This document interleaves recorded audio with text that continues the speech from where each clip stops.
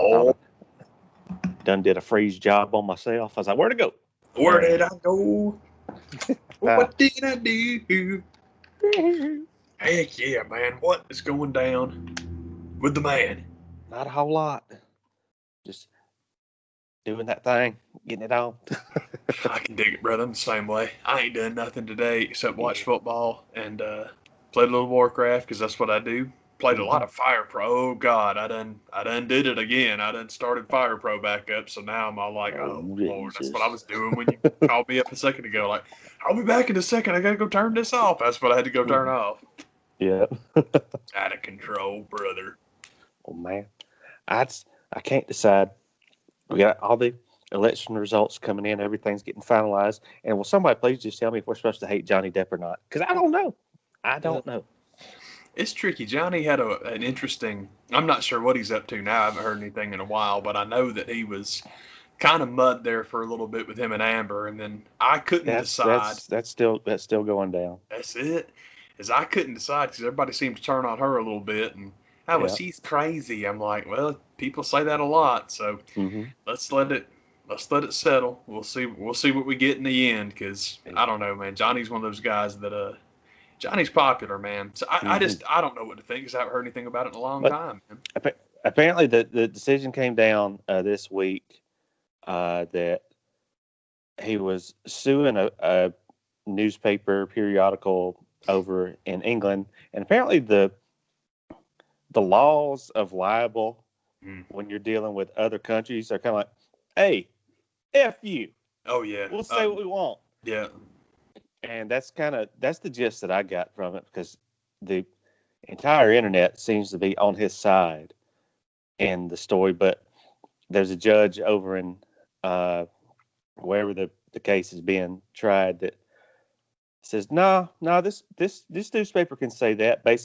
Apparently, I don't know if he had to do some type of interview with a lawyer or whoever it was because of what he was accusing them of. Saying they called me a wife beater. That's not true. And something that this judge heard in that deposition was like, no, I can do it.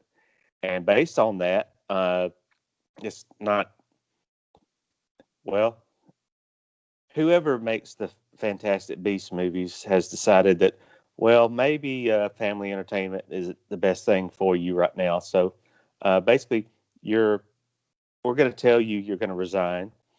Now, the good thing for him is he has which I didn't know they even still did pay or play contracts anymore in that industry, but he gets his check, even though he's not going to be in the movie. I guess the other sad part of that domino effect is, along with that company that makes those movies, I think, and I don't think this was any surprise because I think he was pretty much done with the Pirates of the Caribbean movies anyway, but that kind of word came down from Disney, like, yeah, he's not going to be back on those either, which I don't think he was planning on being back in the first place. But it's a crappy situation, because as far as Amber Heard goes, I mean, there are reports that Elon Musk has a similar, kind of story with. He's like, I'm kind of glad that she's out of my hands. Johnny's taking that bullet for me. But and with all that was going down, there was some type of story that came about. I don't know if they actually reached out to Colin Farrell to come back and take over that role in the movie, and he turned it down, or if he just was asked in an interview if he would. Either way, he was like, no, they don't want him, they don't want me. So I thought that was good for him, to kind of be like, hey, I'm done with him too, because I don't know the first thing about the Fantastic Beasts movies. Be honest with you, any movie that has a connection to J.K. Rowling, I was kind of like, well, these probably won't be much more longer themselves anyway, because I'm not sure if we're supposed to still be on board with J.K. or not. But the gist that I got from the movie is Colin Farrell is the bad guy throughout the entire first one, and he just peels the mask off, and it's Johnny Depp. That's how they were going to bring him back, to just, well, you can just be that character again. He was like, nah, No thanks. Yeah, I can dig it, man. It's I'm with you. I really don't. Outside of the Potter books, I loved. The movies, I could take or leave. It really depends on which ones you're talking about. Yeah. Um, I very rarely have I heard anybody that likes both. yeah, yeah. I Yeah. think it's Kind of. almost always one or the other. It's true, I man. think what like whichever one you were introduced to first is probably what you're gonna prefer. Yeah. Excuse me. Yeah, the first movie is just like the book, so I like that one. That's cool. Um, two was okay. Three was Alfonso Cuarón, which is neat because it's different. Mm-hmm. Four, it's okay. They're all right, man. The biggest problem with the movies is that it's not just the movies, the book too. The seventh book was not good, and Mm-hmm. therefore the seventh movie, part one or two, neither one were very good. So it's like, whatever, it's fine. But yeah, the Fantastic Beast stuff. Sorry, I know Yeah. Eddie Redmayne is in it, and that's cool. But I don't know. I just didn't watch them and haven't. So I don't know why I'm getting off on that because the crux of the story is that poor Amber and Johnny, man. It is Yeah. what it is, man. Whatever. I mean, but yeah, there was Yeah. some Rolling Stone did some interview with him where he's supposed to be out of his mind. This was a while back. I don't know about any of that stuff because I don't know. I don't know, Mm-hmm. man. Yeah. But It's, anyhow, I don't know where to go from there. I'm sorry. it's just I guess like most people, there's just something about the story that just I don't just believe every woman. But I just don't think that maybe these two people are just sometimes you're just too much alike, and that's dangerous thing. Just as you need to have some differences. And I think these two people uh, brought their issues together, and just powder keg is because I don't think I'm not going to say well he's 100% right and she's 100% wrong or vice Yeah, versa because no, yeah, I just totally. I wasn't there, don't know, don't pretend to know. I just there's something about that story. The second I heard it, I was like, I just don't think it went down like that. you know, I don't think she's the angel that she was portraying herself to be, and I don't think he's you know uh, as the angel that the internet wants you to believe. I think they both kind of we both got our issues, but Sure, I I just think so I too. but to I just maybe it's sentimental, maybe it's just me being a guy that to hear somebody get accused of something that level of being an abuser to that extent, I'm kind of like let's get the whole story, let's get all the facts before we go that far. So I just don't think you would get to that that level in your career, that age in your life to be like, you know what, I'm going to start doing. I'm going to start smacking people up. I just don't think it went down like that. So uh, hopefully everything works out because I heard those same stories where Johnny's crazy and he's Yeah, drinking himself to death on his island. Like good for I don't him. you know Yeah, there's I'm definitely with you on most dudes that get something out of smacking women around don't usually get into that later in life. You hmm usually have to develop a taste for that. yeah So again, I'm with you. I don't. Pardon me. I really don't know because I haven't followed it. Like I said, all I know is that when the story first broke, he was the devil and she was the Virgin Mary, and then about hmm 48 hours later, it's exactly what you're talking about, where it's just one extreme or the other depending on what version of the story you hear, which really is not unique to the Amber Johnny story. It's just what story are we talking about today that's on the internet. yeah Pardon me. So the point is, I think you're exactly right that man, just let's just hear a little bit more from everybody, man. Don't yeah have to don't got to make a decision right now. And I'm not on the jury, so I yeah. have to make a decision anyway. Thank goodness. Oh yeah. So that's about the only news story I know that's been going on. Oh man, I got one. Well, I got a Oh couple yeah. actually. I was saying that what I've been up to lately. Again, lots of Fire Pro. I haven't done anybody that I did Suwama, the All Japan Mhm. champion Suwama, who's actually on there. I just did an update of him Yeah. because, excuse me, why wouldn't I? But hmm I haven't created anybody new. I'm just having fun messing around with I've been playing a bunch of Kenny Omega because I'm happy to say that Revival Young Bucks did get taken down. The one that I had watched is not there anymore. I'm sad to say, but Yeah. somebody had put up Hangman Kenny, so I got to watch that. Yeah, I heard that was pretty good. Yeah, as long as you like those guys, it was real good. I'm interested to see where they're going to go with Hangman Page because again, this whole well he's buried now. I just think that's ridiculous. That's way too much Vince in your bloodstream if you start seeing guys lose once. As my thing is, what has Lance Archer done since AEW signed him? Nothing. He lost to Moxley and got disqualified by a bunch of people, and lost to Cody and got disqualified against a bunch of people. But every time he shows up, I still want to see him. Yeah. Eddie Kingston, baddest cat in the company. All he does is lose, but he's still Eddie Kingston. So it's like I just don't think it works that way because the whole he got buried in WWE. Did you stop liking him? Nah, man. If it's all about Vince doesn't like, okay, well there you go then. But that don't mean buried. That just means Vince doesn't like you. Yeah. Anyway, I want to discuss Eddie Kingston with you because I had this idea today of something that I hope a place I would love for them to go with this. Because like we talked about, man, if the idea is to get all the gold on Kenny and the Bucks just in time to show up at the end of Wrestle Kingdom, because Wrestle Kingdom is all shaping up now, man, where Jay White has beaten Kota Ibushi for the briefcase.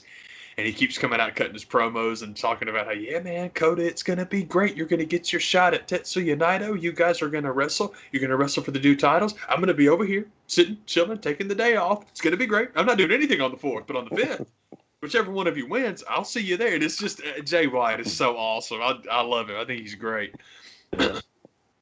So I would love it if Ibushi won the titles on the 4th. Then Jay White beats him for the titles on the 5th. And if you can get you a nice promo or something along the way, maybe at New Year's Dash. But I think at New Year's Dash that is the rematch. But if not, man, have him show up at New Year's Dash talking, I'm going to get those belts back. It's going to be great. I'm going to do it, la-di-da. And that's about the time you have Kenny crash the party and be all like, no, you're not. You got unfinished business with me first. I think that'd be awesome. If you man, because Kenny Ibushi paying that off will be fantastic. If they can do it, I mean, who wouldn't want to see that? I would love it. I think that'd be great. And if you have the Young Bucks returning as the conquering heroes, is like, we lobbied for a world title match for a long time, and you wouldn't give us one because we're too little. We're not heavyweight wrestlers, so you guys didn't see us as heavyweight wrestling champions, just junior tag champs. Well, this right here says we're the best tag team in the world. So why don't you give us a shot at them now? That would be awesome. I hope that's what they're going. I hope it's what they can do between working out contracts between the companies, and also I'm not sure what travel restrictions on COVID are, but I would love it if that's what they're doing. Oh man, I will pass out, and that'll be great. But on the subject of Kenny Omega being the world champ, because that's been my thing for the longest, and I understand I am not the person to ask about this because I don't like John Moxley, but I think I have a pretty good idea of what to do with, or what I hope they do with him next. Did you see last week? Eddie Kingston comes out talking that junk and he kicks kicks Ray Phoenix out of the ring and is telling Pentagon, like, you don't need that guy. He's dead weight. Me and you, man. It's me and you. Yeah. That's his brother, man. That's not going to happen. So Pac comes back and is basically all like, man, you just jumped in here and stole my boys. Okay, let's do that. Let's put Death Triangle back together. I'm very sorry, y'all. I thought I got it out of my system. I was a liar. But you can start with Death Triangle against Eddie, Butcher, and Blade. That's great already. That's very, very cool. Eventually, once you get on down there to it, pardon me, let's keep that stuff going. And let's have the Butcher and the Blade walk out. Pac's not done with Eddie Kingston.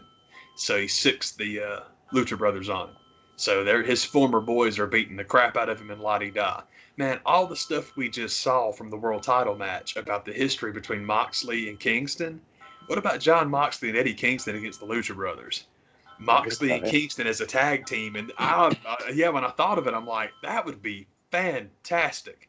Because Eddie Kingston is a great heel, but he ain't a heel. Nobody want to boo that guy.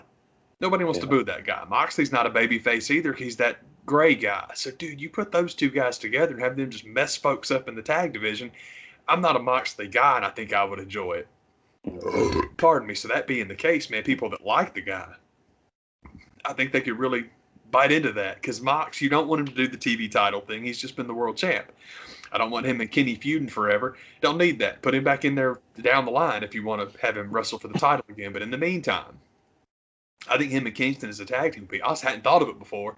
But this is what I do is just sit around like, man, who would you like to see wrestle each other? And I'm like, oh, man, if you pay off the Eddie Kingston Lucha Brothers thing with putting Moxley in a tag team with him, I'd love that. Oh, my God, that'd be great.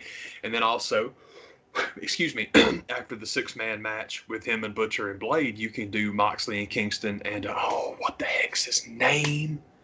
Oh, Will. I can't think of his dadgum name, man. He was supposed to tag with Moxley. Oh, I can't believe I forgot his name. The huge kid, big, thick, Will Hobbs. Will Hobbs. That's his name. There you go, man. Moxley, Kingston, and Hobbs against Death Triangle. Like, dude, there's a lot of junk you can do. I love it. I'm really excited about it, obviously.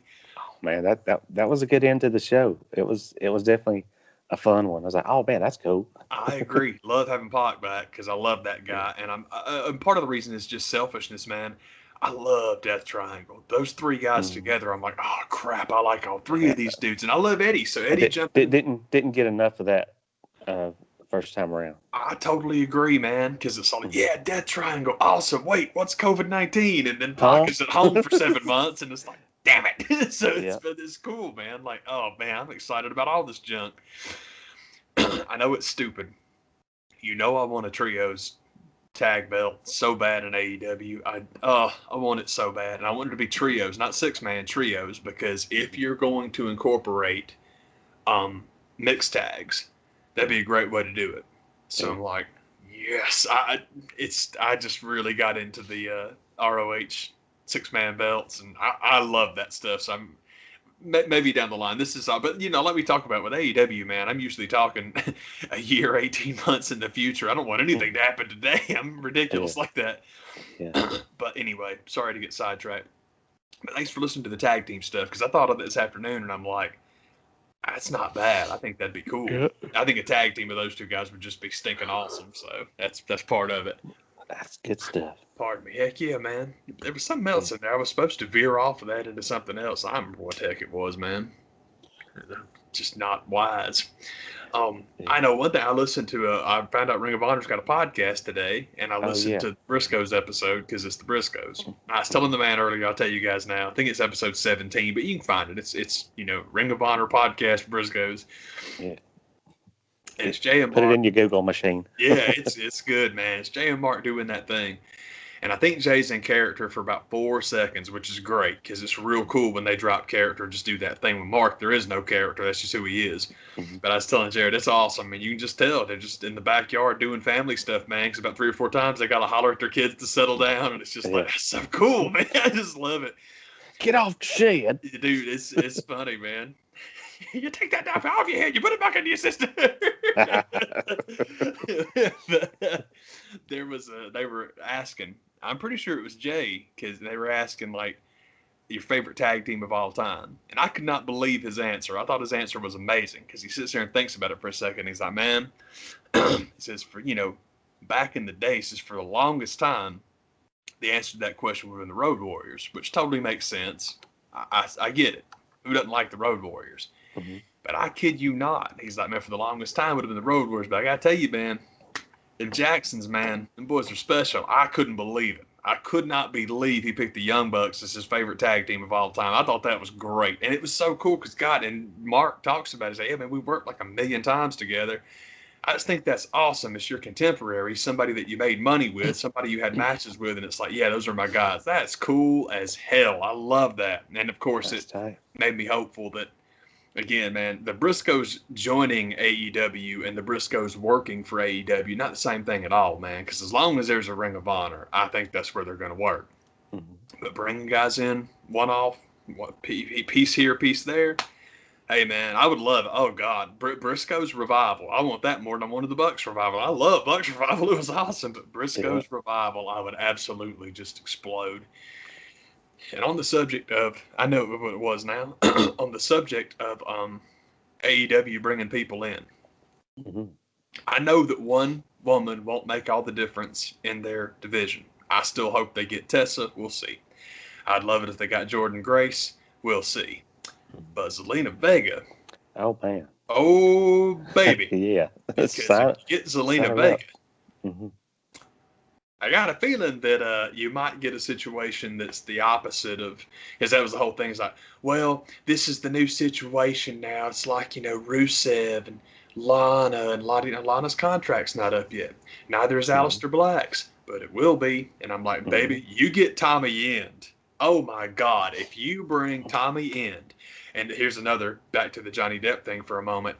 I don't know what's up with Marty Skrull. Apparently, he got Me Too'd into oblivion. Apparently, the more Okay. people dug into that stuff, the worse it got. Because Ring of Honor has canceled their contract with him. I don't know. I can't tell. I can't tell if Marty's in more trouble than I want to believe he's in, or if he just Mm-hmm. got Bret Harted, where Yeah. basically they signed him to that huge deal, and it's like, dude, we're not running shows. We cannot pay this. Yeah. Because either one would make sense. I would understand either way.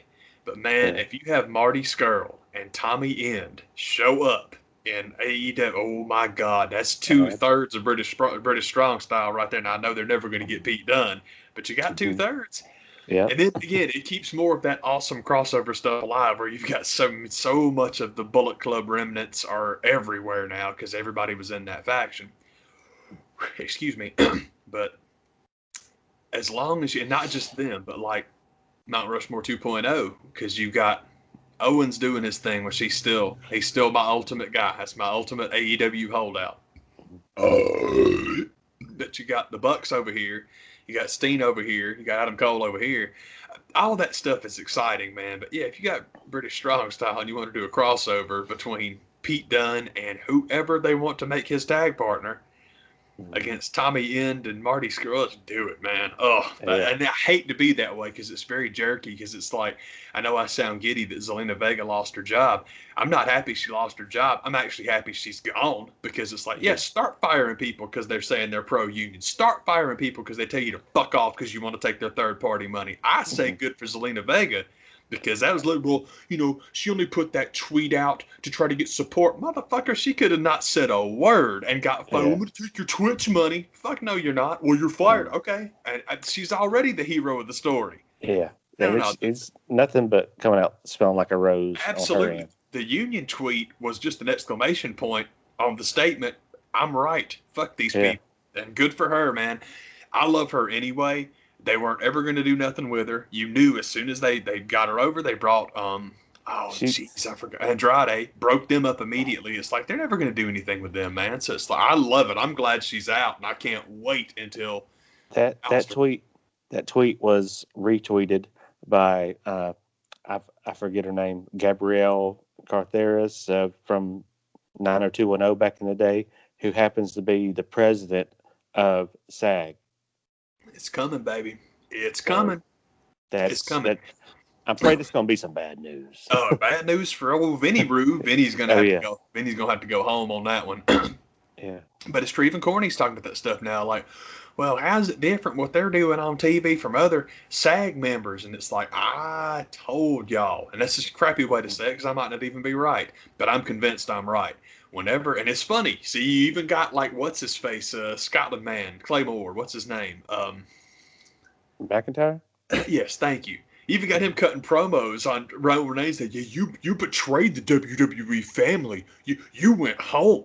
You went home and I had to hold it. Okay, so you're even putting that in your promos now. I'm telling you, that man going off and doing movies and getting a SAG after card, when he came back, he didn't do the Hulk Hogan. He didn't do John Cena, because Hogan and John Cena were both like, fuck everybody else, pay me. And Vince was like, yes, that's what I want. It's what every shop owner in America's always wanted.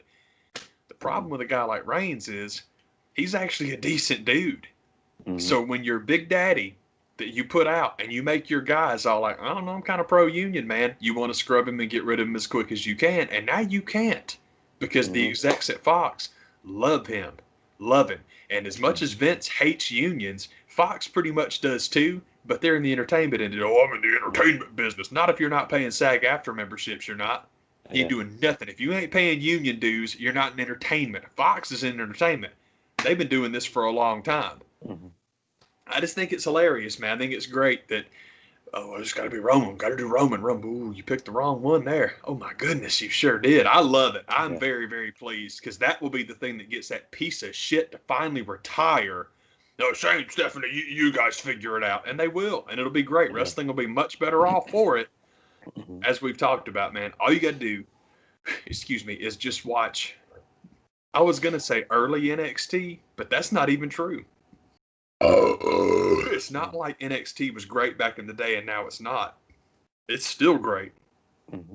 But as far as what it will be when it's actually a wrestler calling the shot, or just the early stuff when it was trips front to back and it was, oh my God, it's fantastic. And the stuff they do now is fantastic too. So WWE will be a lot better off when Vince retires. And rather than, well, I'm not caving, I'm not paying the union. Okay, then you can go sit down. Because the board is going to put you in a spot where it's like, oh, you better make a decision here. Uh-huh. And I'm pretty sure that Trips will totally Randy Orton you immediately, and I think that Shane and Stephanie will do it too because we talked about it, man. It's nut cutting time in America. It really is. Oh man, people just want European socialism. Do you know why European countries went to socialism? Because they knew that if you keep squeezing blood out of that turnip, eventually that turnip is going to poison your ass. They've seen it there. France remembers guillotines. That was a long time ago. Yeah, so was the Civil War, but we still talk about it because it was relevant, wasn't it? Yeah. Yeah, baby. Guillotines in France, man, they knew what was up. And the point that I keep trying to make about that is politicians are completely clueless. Slack-jawed business people like Vince McMahon are completely clueless. But there have been economists for half a decade now trying to tell everybody, you are going to have to start taxing me at a higher rate. Because if you keep giving me all the tax breaks, people are going to threaten my children. This has been coming for a long, long time, and people that are smart and have money know it's coming.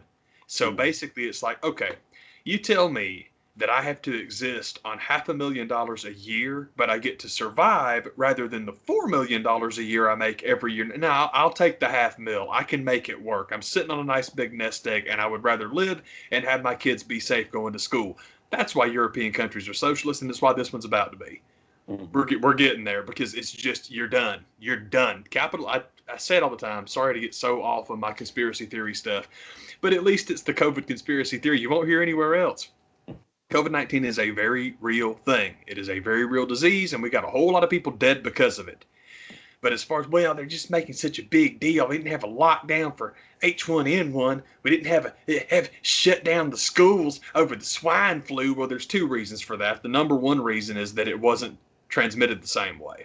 The second reason is you jump up and down and make a huge deal out of this because this was to cover the fact that the system of economics that we've all known our whole life fucking died. It died, and it did not die with COVID-19. It was dead long before COVID-19 was even a thing. Fucking dead. Because when you let greedy, sloppy pigs keep their fucking snouts in the trough all the time, eventually it runs out, and that's what happened. Oh man, gotta have personal responsibility. Yeah, unless you're a venture capitalist. Unless you're just trying to make as much money as you can, because then the only responsibility you have is to make as much money as you can, and that is why it doesn't work. It's why it didn't work. You speak past tense on capitalism because it's fucking dead. This America was the last place on earth that tried to make it work, and now we've died on it too. And you'll be hearing this forever. Oh, it's because Joe Biden got elected. It's COVID-19. There's your cover story. You get to you talk that forever. You can whine about that junk forever. Capitalism died before Donald Trump came down that escalator. It's got nothing to do with him. It's got nothing to do with him. All these things are bigger than the people that. Anyway, I got way sidetracked and got super in the weeds there. Sorry about that. Basically, the point I'm trying to make is I'm really happy that Zelina Vega can potentially sign for AEW. It's a hell of a transition right there. Oh, yeah. And if she can bring Aleister Black with her, so much the better. Because I'm telling you, I've said for the longest, Marty Scurll being the head of basically the one that exalted Brody Lee would be great. But if it's Tommy End, oh my God, that would be. That would be so cool. And I keep calling him that because Aleister Black is a great name. Tommy End is an amazing name, and I'm glad he got to keep it because he can go back to it now. Like, God, that is so awesome. And just for the sheer fact that Zelina Vega, being the performer that she is in the ring, and the WWE's never decided to use her that way. Never. So why wouldn't you? I completely agree. It's bad enough you don't want her to be a wrestler, and then you break her up from the gig that she had with Andrade, and it's like Mm-hmm. they're never going to do anything with her. Yeah. AEW could darn sure use some women that know how to work. So man, Mm-hmm. you put Zelina Vega in there, Yeah. fantastic. I am glad that Thunder Rosa is still around. By the way, that's the best swerve in wrestling recently that nobody's talking about, Mm-hmm. and I know nobody wants to talk about it because we all took the bait. Oh, they took the NWA title off every single time with AEW, every single time with WWE. Thunder Rosa is going WWE. Everybody. That's how everybody reported that junk. And then she showed right Yeah. back up. And it was like, y'all, we get stuff like that wrong, man. It's still worth talking about.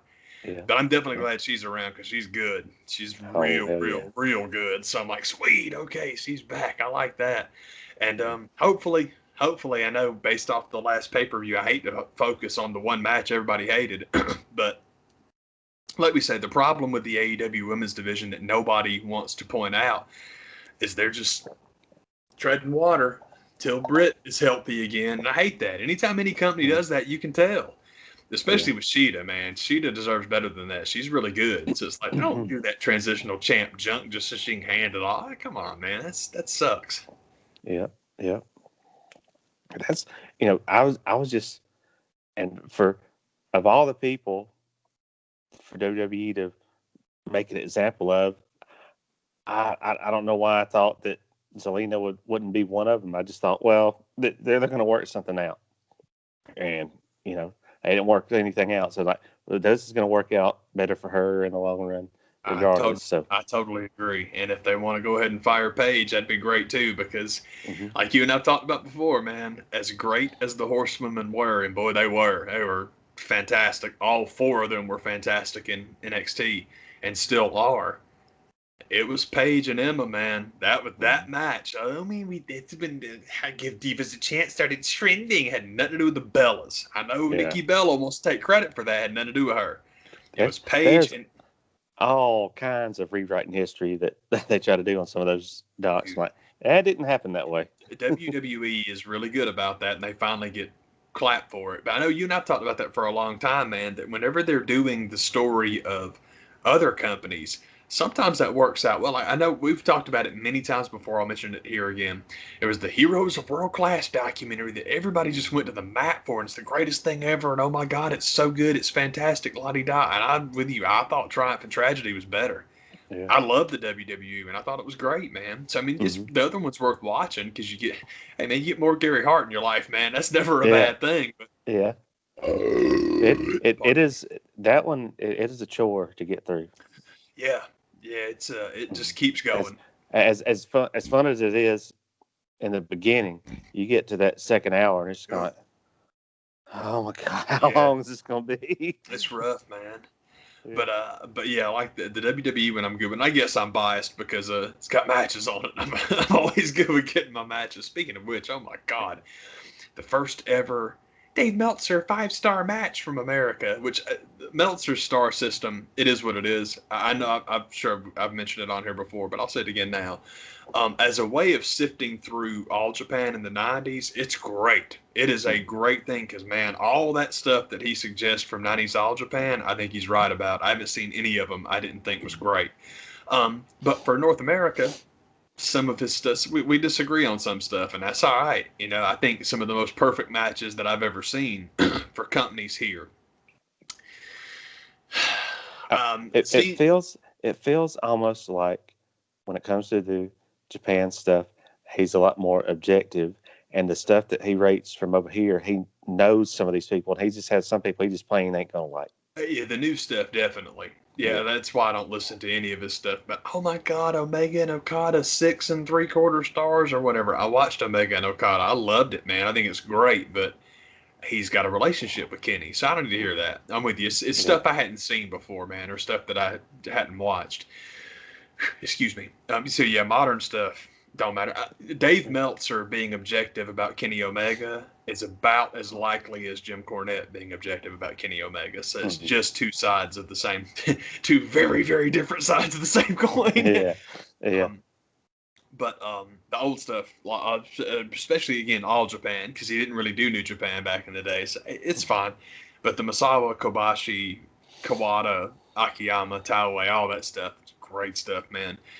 There's a lot of stuff here that we just disagree on, man. Like stuff like I think Bret Hart, Mr. Perfect at SummerSlam '91. I love that. That's one of my favorite matches. I just think it's great.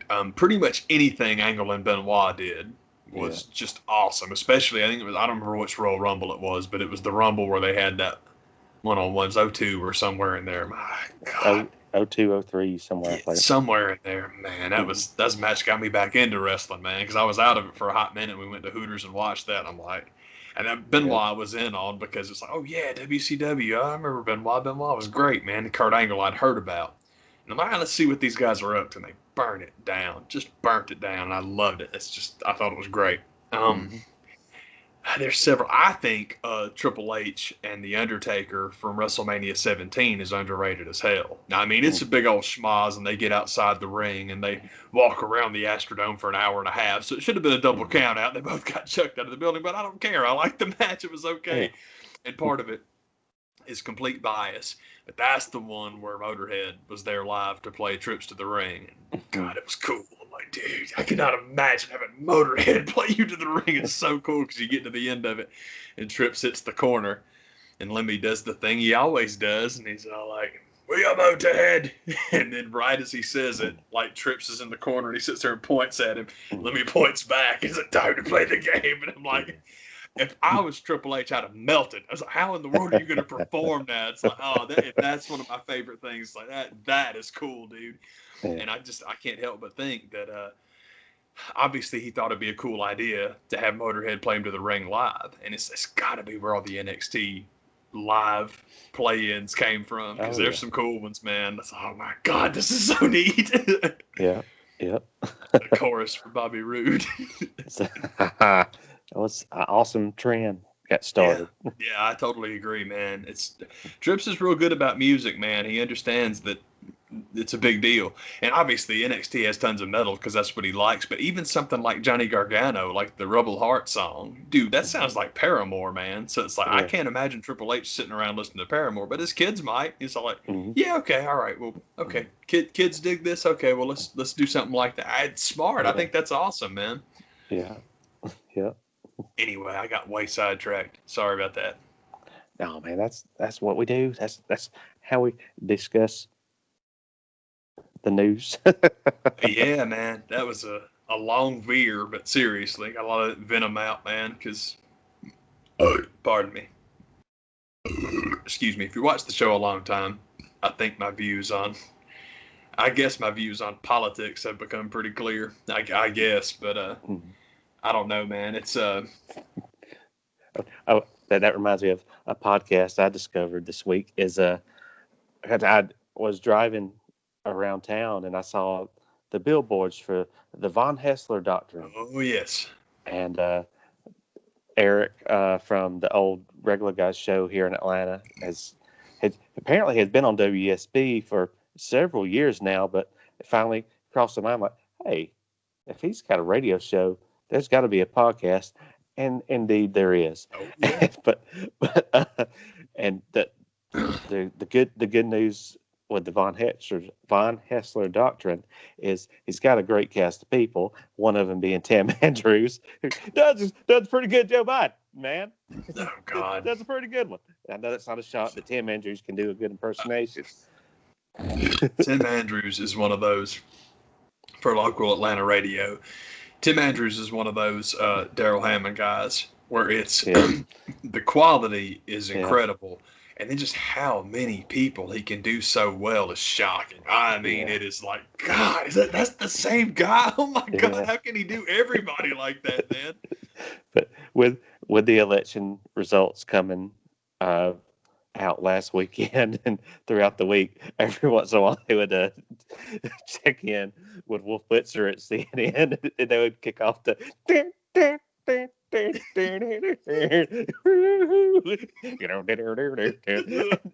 that was pretty much how their check-in was with CNN, but I'm Wolf Blitzer again. So, poor Wolf, anyway. Man. Who is you just have to hear it.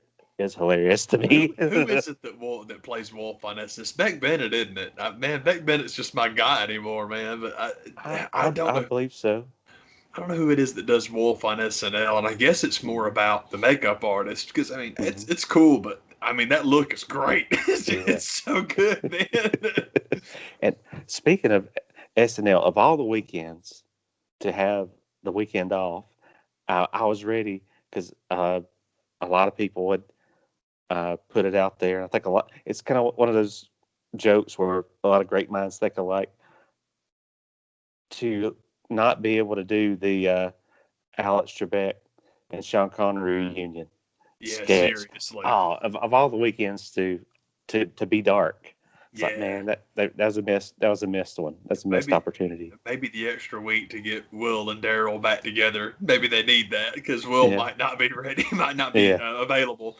But yeah, Yeah. that would be fantastic. And if nothing else, man, dude, just run. Just pick your favorite one and run it because it's the best. Yeah. Man, what was I going to? Oh, this was mentioning Wolf Blitzer and Celebrate.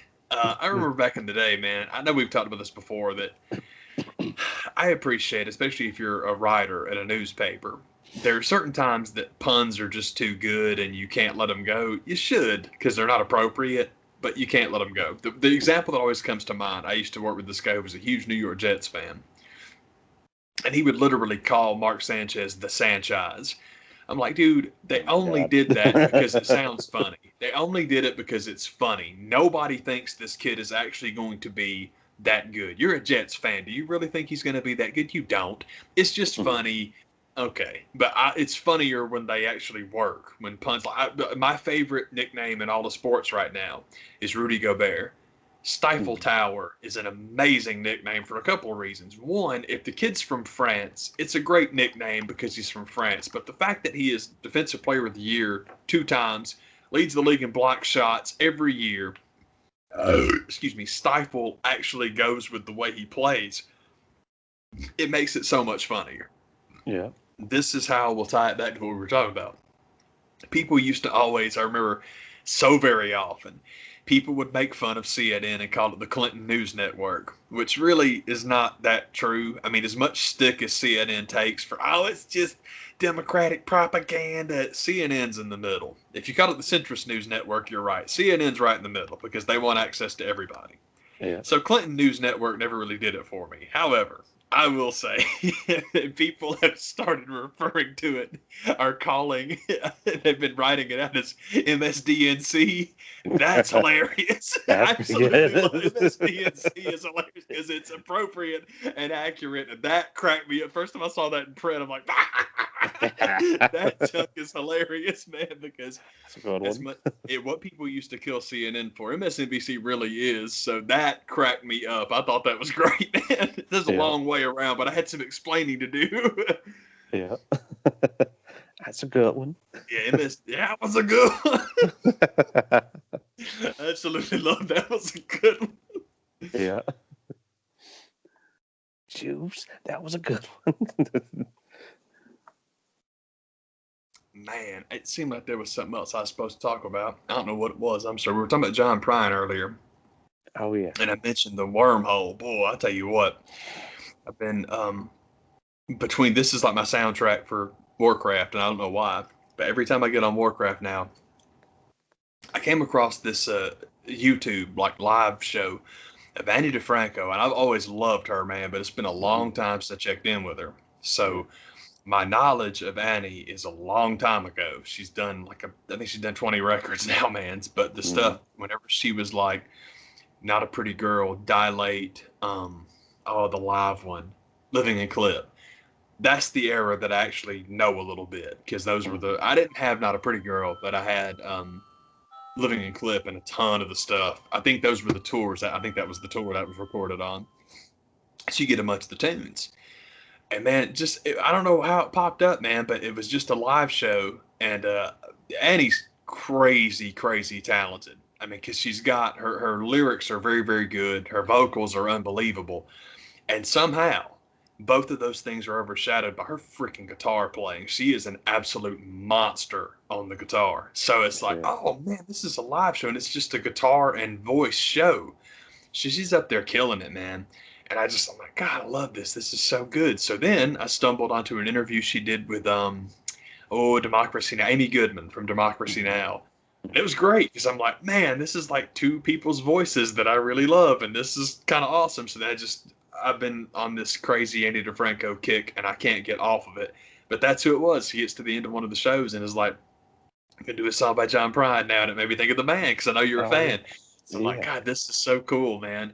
But it's really good. I'm very happy that I can't believe it because back in the day, I was telling my buddy Danielle not that long ago that I went on this thing where early access to the internet for me was at school, like for most of us, for a lot of us. And anytime we would get free internet time, I would literally just go and look for pictures of rock and roll stars that I liked. That was it. That's all I would do. So I found a picture of Andy DeFranco that I wanted to put on a T-shirt, and I did, but you couldn't see it. I was so bummed because I wanted to have an Andy DeFranco T-shirt in high school because how cool would that have been? And so I'm bummed. It was a picture. I'm pretty sure it was from Rolling Stone, and it was her. She's in like a Navy outfit, and it's hard to explain, but it was cool. And I'm like, yeah, this will be great for a T-shirt. And it was real light, and I thought it would work, and it didn't. I was bummed. I'm still bummed about it. Obviously, I could have just got a Sharpie and written Eddie on the front of his shirt. It'd have been just as good, but I didn't Yep. because I was too crestfallen that my I don't remember what you. Art. Yeah. Yeah, for real. What happens when I decide to art is that art happens. Yes. It's Yes. terrible. But anyhow, that's been my music thing lately. It's really cool. Like, um, she's had a long career. Excuse me, and obviously you can't make not can't, but you're most likely not going to make 20 albums that's just a voice and an acoustic guitar. And that's all great, man. It's like all the stuff she wants to do now is cool, but I am very biased towards the voice guitar or the I just said it 10,000 times, the Living in Clip stuff, which is just the trio, which is something kind of cool about that show actually. The guy that plays the drums name is Andy Stachansky, and apparently they were hooked up for the longest. Like that was her drummer, and he's good, man. I mean, especially it's a 3-piece. It's an electric bass and acoustic guitar and a drum kit. So there's lots of room for everybody. They're awesome. And he's a really good drummer, real tight, and I love that. But dude, the bass player on that particular tour, I don't know if she recorded with her in the studio or not, but it's a lady named Sarah Lee. If you go back and watch the video for Love Shack, that's Sarah Lee, the bass player for the B-52s in that video that's in the bathtub when the guy like gets the champagne flute and gets the bathwater. That's Sarah Lee. I'm like, that's freaking awesome. I just think that's so cool, man. That same something else from that video because I've seen it too many times in my life. The guy that's playing drums, the real funky dude, like he looks like he's about 17 years old in that video. But the funky dude drumming in that video eventually went on tour with Bowie. So you can find like video of like Bowie probably from the I think Earthling was the name of the album with him with the Union Jack coat on the front of it. The real like rock and roll industrial album. Yeah. I'm pretty sure I don't know that guy's name, but I should.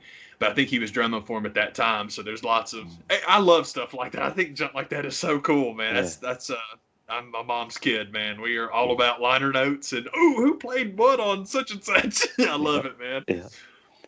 And it's a podcast that I'm sure is still available on Apple Podcast, and I've downloaded it a few times, and I always save it. And every time there's an update, I'm nervous because I'm like, it seems like that's when saved shows that I have get gone. But anyway, yeah, it's through NPR. There's several years of them recording the Norfolk Jazz Festival. Yeah. And they have them posted. This goes back to it's like 2013, 14. So there's a bunch of them up. And one of the ones that I have saved on this very phone that I'm looking at right here is one of John Prine's shows. And because it's at the Norfolk Jazz Festival, literally anybody could be there. And so he's on stage and he's talking about, this next guy we have coming to the stage, and he got it's just John Prine's voice. It's kind of that's how I hear it. And he's talking about this guy that happened to be at the festival this year. Welcome to the stage, Roger Waters. And so Roger comes out and they do this song together, and the crowd's just kind of like, it takes them a minute to be like, what? And they finish the song, and apparently Roger's walking off, and John's just like, is that Santa Claus is coming out next? That's awesome. It's like the end of Man on the Moon where Andy just keeps stopping people. Yeah. Pink Floyd reunion. Oh man, John Bonham's back from the dead. It's Santa Claus. Just keep piling people on, man. So it's always whether it's in his lyrics of a song or him talking, rambling on stage, it's funny as hell. It's always funny.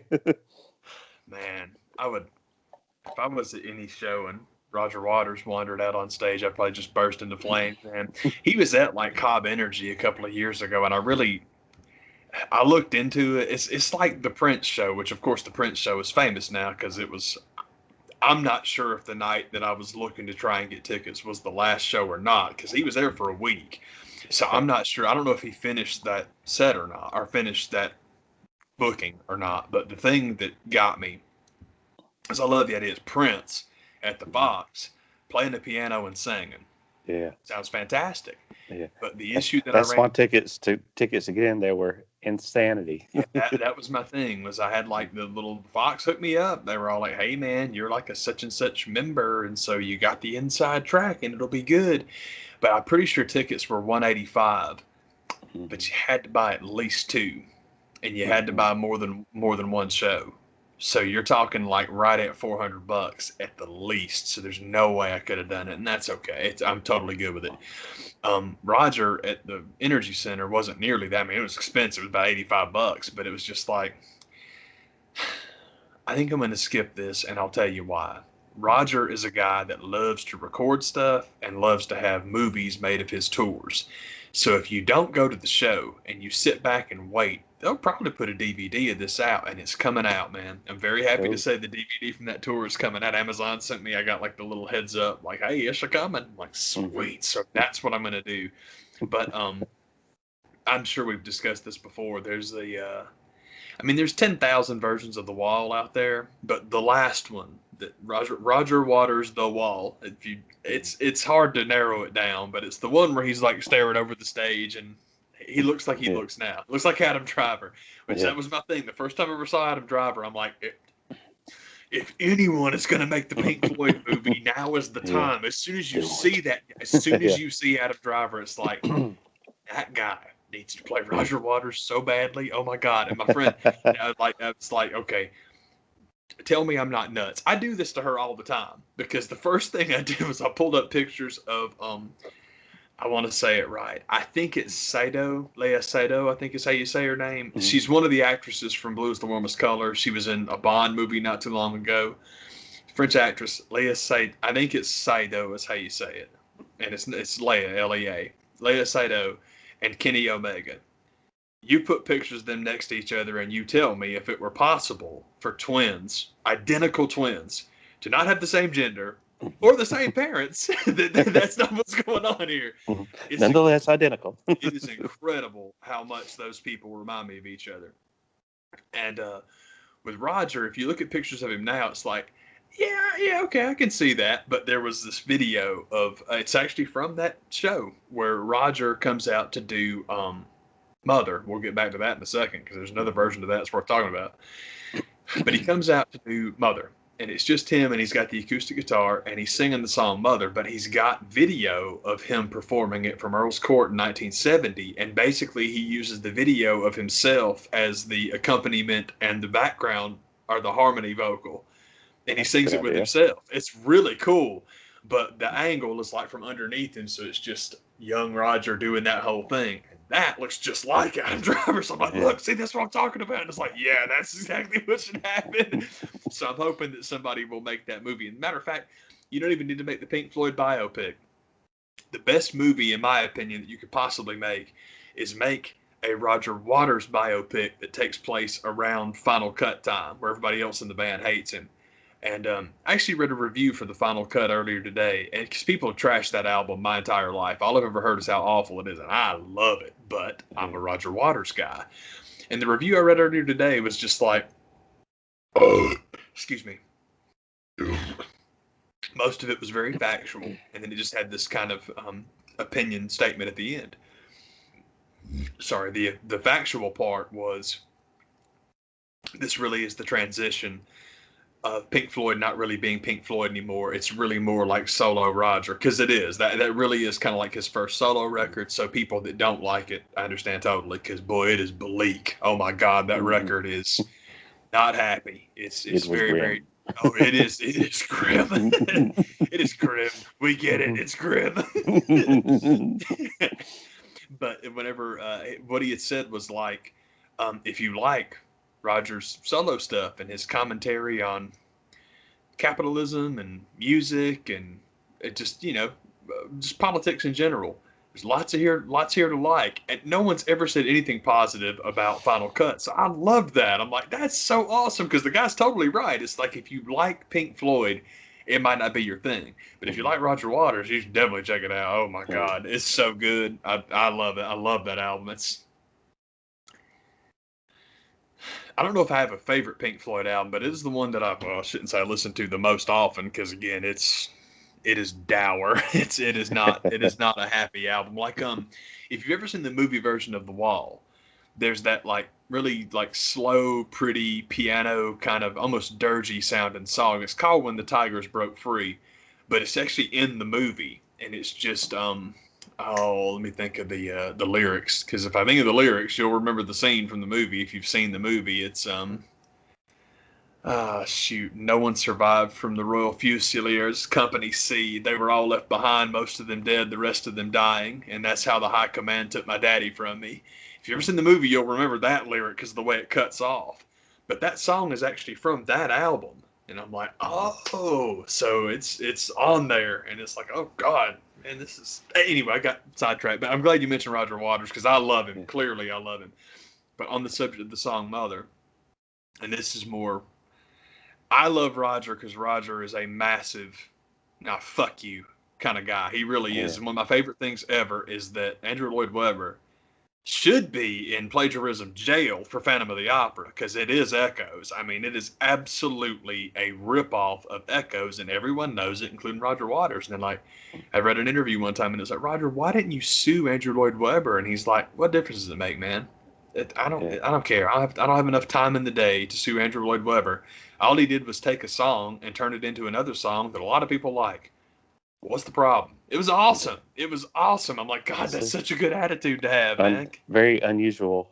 Yeah, perspective. Dude. Yeah, basically his take on it is, I have more fucking money than anybody will ever be able to spend. It's fine. Yeah. It's cool.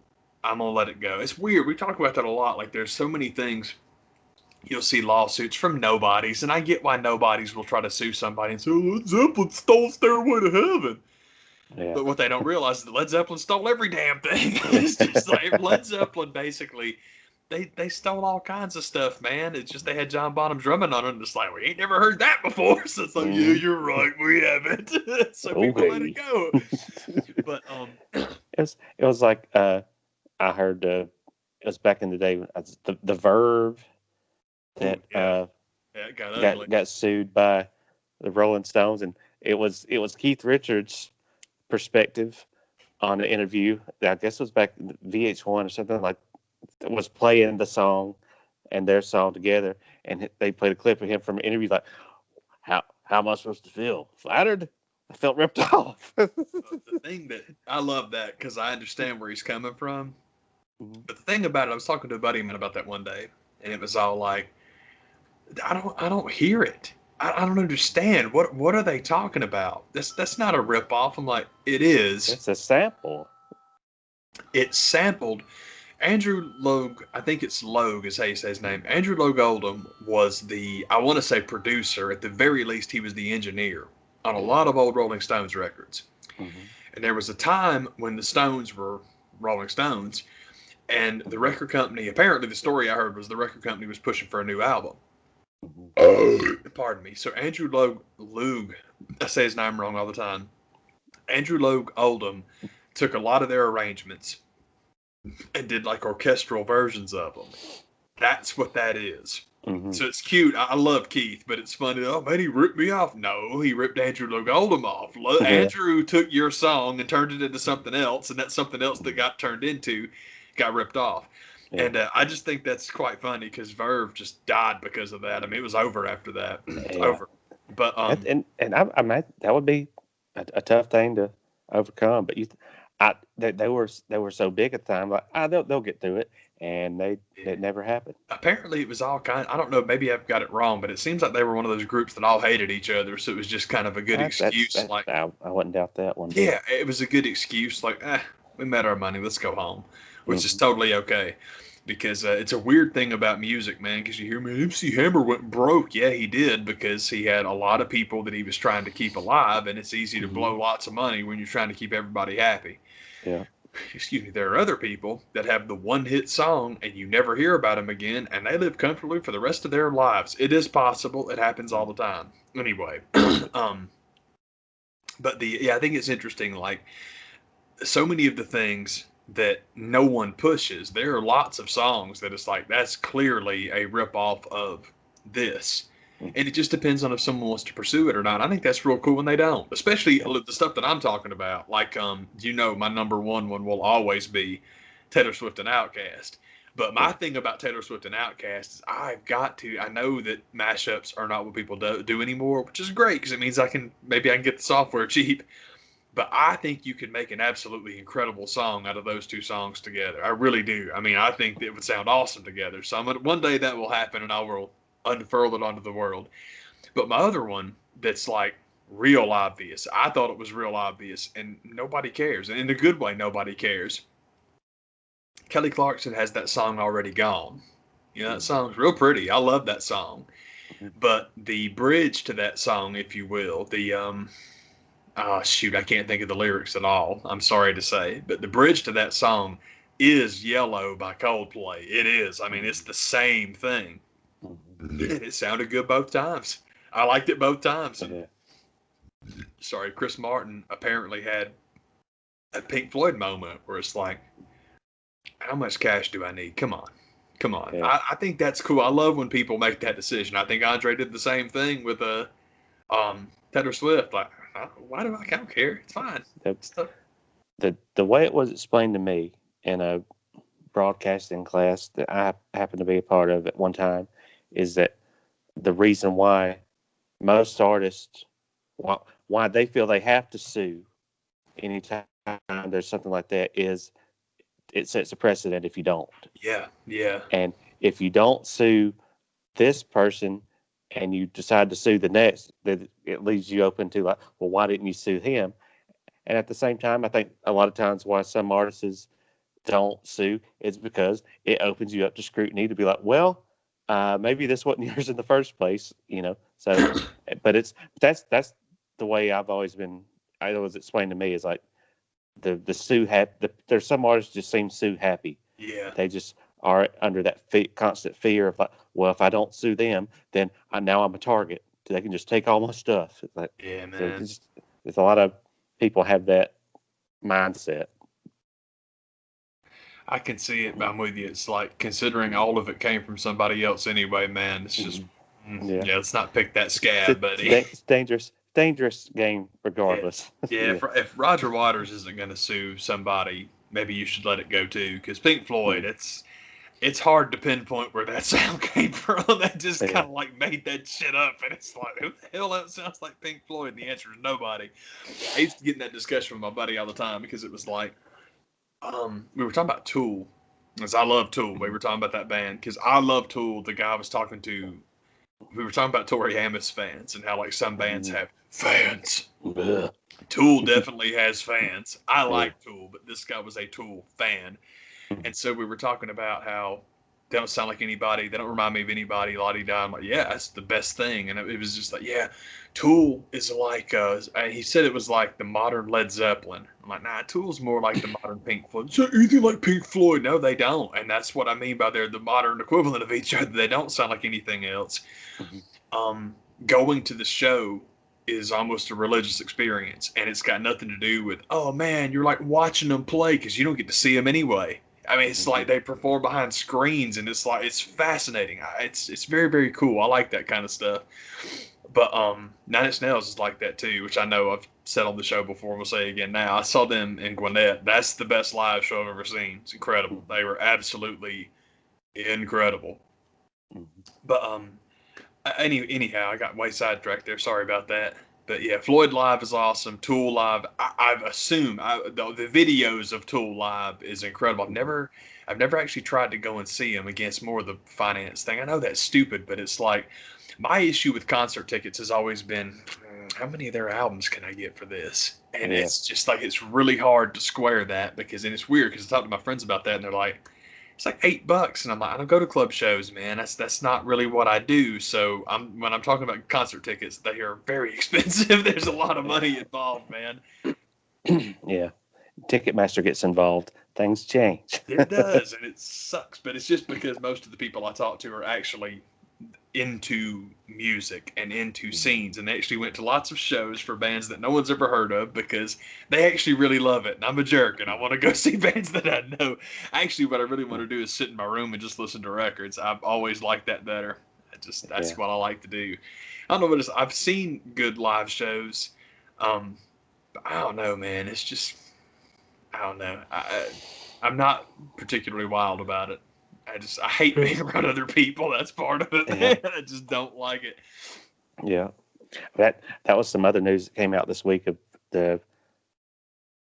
I don't know who they're planning to sell these tickets for, but that was the news that Ticketmaster we're going to start selling tickets again, and we're going to have it set up to where with these venues you will have 72 hours to prove that you've had a COVID vaccine or a COVID test. And I'm like, you want me to trust you, Ticketmaster, that none of that medical information will be compromised ever. We promise. We're Ticketmaster. That won't happen. I'm like, okay, fine. I just don't see it happening. Me neither. And my main thing about all COVID testing in the United States of America is this. Mm-hmm. You picking up the tab for it? Because you talk to people in Europe about that, they're like, what are you talking about? And it's like, baby, if it's medicine in this country, it's got a dollar sign and a decimal. Everything costs something here. It's like, well, America's reaction to COVID-19 has been terrible. It's like, yeah, it has been. Two-pronged. There's two reasons for it. One, we are a spoiled populace. I include myself. I want to do what I want to do when I want to do. Don't tell me what to do. I live in America. That's how we feel. That's how we act. And one of the reasons we act that way is because it's the whole thing. I had this problem with all of the like, well, man, you're hearing a lot of people on the right talking about, Sweden's going for herd immunity. I'm like, oh, Sweden. Really? You want to hold Sweden up as your bastion now? You sure about that? Because that's a Scandinavian country. You know what they got in Scandinavia? Advanced socialized medicine. Not just socialized medicine. The socialized medicine the rest of Europe looks up to. If you're on the right, don't tell me anything about Sweden, because the fact of the matter is, if you go out and get sick in Sweden and come down with COVID-19, your test to prove you have it is free. Your treatment is free. And all the drugs you need after the fact to stay okay are all free. Not the same thing. So unless you're volunteering for us to have a Scandinavian, or in this case specifically Swedish healthcare system, you might want to keep the name of that country at your mouth, because you won't win that argument. It's always been the thing that makes me nuts. America is more, it's less, I say it all the time, America is not so much a country as it is a company. The economy of the country is the bottom line everywhere, all the time. That's the reason we still have, oh man, we can't keep the economy shut down. That's why people whine about that, because they're right. That's what we do here. It's all we care about here, man. So let's not talk about, again, I couldn't believe they wanted to prop Sweden up, and I also couldn't believe that nobody in the left pointed that out. I'm like, why have I not heard this anywhere else? Mm-hmm. My gracious. I don't see myself as much as I want and enjoy live performances. First of all, nobody's doing it. Second of all, I just, I'm not gonna. If Ticketmaster's involved in the testing process, I just don't think it's going to be one let me sign up. I'm here to tell you, Ticketmaster would probably be one rung below Facebook administering the test as far as like trust. I'm with you, man. Yeah. It's, oh yeah, Ticketmaster. What could go wrong? Yeah. Ticketmaster's always looked out for me. Yeah. So that's where can I get in on that? Yeah, seriously, man. Ticketmaster would charge you a service charge on Kiss getting you off the boat. Yes. Get their money. Kiss.com. We have 3 packages to get you off the boat. The platinum package. That's one of the best jokes I've ever heard, man. Because it's so believable. Hit an iceberg. Is Kiss really going to charge us to get off the boat? I don't know how he says that without laughing. But so, yeah, dude, there were like people that came up to like Julie. I don't remember what her name was, but they're doing the love boat joke. People actually came up to Julie and they're like, dude, is Kiss really going to charge us to get off the boat? That's why it's so funny, because it's believable. It's so asinine what happened, but if you're on one of those tour cruise, I'd believe it. Man, this doesn't sound so far fetched that I couldn't see them trying to get some extra blood out of that stone. Gennaro, baby. Excuse me. If you haven't Googled Pete Gas Kiss cruise story, please do. Have yourself a good time. It is. Listen to that. Hilarious. Every time I listen to it, I laugh as though it's the first time I've heard it. I love it so much, man. If you haven't heard that, and if you either like Kiss enough to know how they are about money, or you dislike Kiss enough to know how they are about money, it's totally worth checking out. Everybody wins. Oh, dude, seriously. Thing about being in a band like Kiss, I wish I could do Paul Stanley as good as he does it, man. It's like the only thing he does as well as Gene Simmons is Paul Stanley.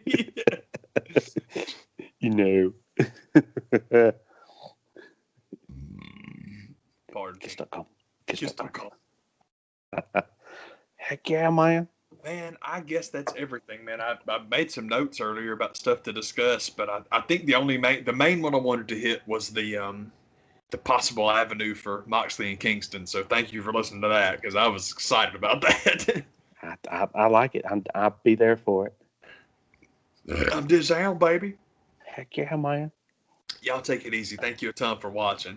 Heck yeah, man. That's what's up. Oh, yes, indeed. All right. Thank you, brother.